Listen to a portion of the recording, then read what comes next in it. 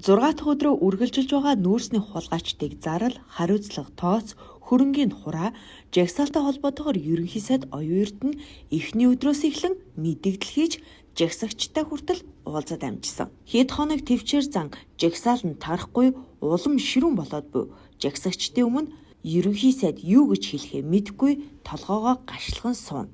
Энэ хүнд цаг үед хажууд нь хань бараа болж байгаа 3-4 сайд л явна.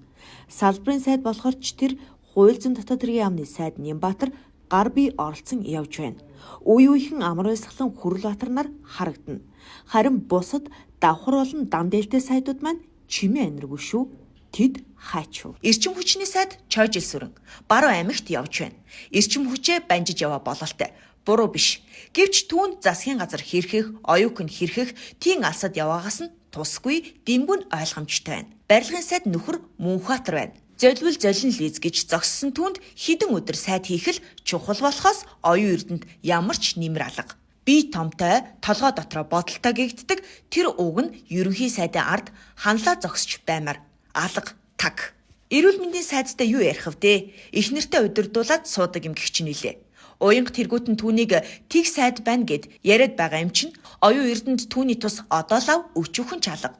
Засгийн газрын гишүүд яг ийм байдлыг оюун эрдэнэд үзүүлж байна.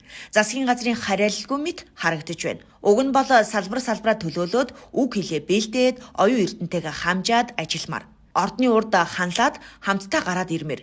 Адаглаад л ганцхан оюун эрдэнэ лөө юм шидэхгүй шүү дээ. Бүгд нь лүүн шиднэцтэй эн чинь. Оюун эрдэнийн сайдууд ийм л байна. Бүгд л нүүрсний хулгайч шиг нөөгццгаах юм да.